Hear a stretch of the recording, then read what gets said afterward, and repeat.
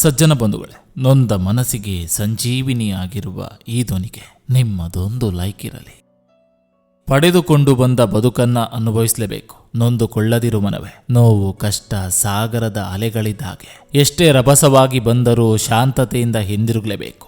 ಹೂಗಳಿಂದ ತುಂಬಿದ ತೋಟ ಎಷ್ಟು ಸುಂದರವಾಗಿರುತ್ತೋ, ಒಳ್ಳೆಯ ಆಲೋಚನೆಗಳಿಂದ ತುಂಬಿದ ಮನಸ್ಸು ಸಹ ಅಷ್ಟೇ ಸುಂದರವಾಗಿರುತ್ತೆ. ವಯಸ್ಸಲ್ಲದ ವಯಸ್ಸಲ್ಲಿ ಜವಾಬ್ದಾರಿಗಳು ಜೊತೆಯಾದವು. ಕೈ ಬೀಸಿ ಕರೆದ ಜವಾಬ್ದಾರಿಯ ಸಂಕಟಕ್ಕೆ ಗುರಿಗಳೆಲ್ಲ ಧೂಳಿಪಟವಾದವು. ನೋವುಗಳೆಲ್ಲ ಭುಜದ ಮೇಲೆ ಕೈಯಿಟ್ಟು ಬಾ ನಾವಿದ್ದೀವಿ ಎಂದವು. ಸದಾ ನಗುವಂತೆ ನಾಟಕ ನಡೆಸುವುದ ಹೇಳಿಕೊಟ್ಟವು. ಎಲ್ಲ ಸಂದರ್ಭಗಳಲ್ಲಿಯೂ ಮಾತನಾಡಬೇಕು ಎಂಬ ಆತುರ ಬೇಡ. ಅನೇಕ ಸಲ ಮಾತಿಗಿಂತ ಮೌನವೇ ಪರಿಸ್ಥಿತಿಯನ್ನ ಚೆನ್ನಾಗಿ ನಿಭಾಯಿಸ್ತದೆ. ಒಂದು ಮಾತು ತಿಳ್ಕೊಳ್ಳಿ, ನಮ್ಮ ಬದುಕಿನಲ್ಲಿ ನಾವು ಯಾರಿಗೆ ಹೆಚ್ಚು ಬೆಲೆ ಕೊಡ್ತೀವೋ ಅಂಥವರ ಬದುಕಿನಲ್ಲಿ ನಮಗೆ ಸ್ವಲ್ಪನೂ ಬೆಲೆ ಇರಲ್ಲ. ನಾನಿಲ್ದೆ ಏನು ನಡೆಯುವುದಿಲ್ಲ ಎಂದು ಅವನು ಅಹಂಕಾರ ಪಡ್ತಿದ್ದ. ಒಂದು ದಿನ ಅವನು ಮೌನವಾಗಿ ಮಲಗಿಬಿಟ್ಟ.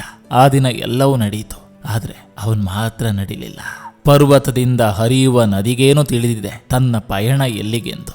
ಗಿಡದಲ್ಲಿ ಅರಳಿದ ಹೂವಿಗೇನು ತಿಳಿದಿದೆ ತನ್ನ ಸಮರ್ಪಣೆ ಯಾವ ದೇವರ ಪಾದಕ್ಕೆಂದು. ಸ್ವಚ್ಛಂದವಾಗಿ ಬೀಸುವ ಗಾಳಿಗೇನು ತಿಳಿದಿದೆ ತನ್ನ ಚಲನೆ ಯಾವ ದಿಕ್ಕಿಗೆಂದು.